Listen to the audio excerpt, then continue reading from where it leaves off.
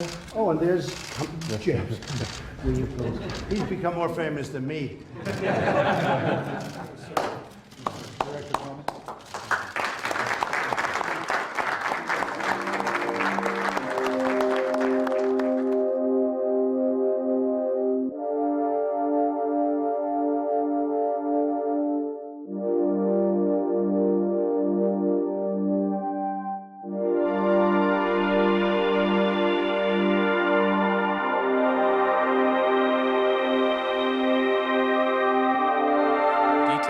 There's no doubt that it's a fair judgment, it's my judgment, that I was fired because of the Russia investigation. I was fired in some way to change, or the endeavor was to change the way the Russia investigation was being conducted.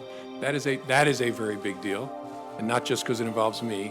The nature of the FBI and the nature of its work requires that it not be the subject of political consideration. And on top of it,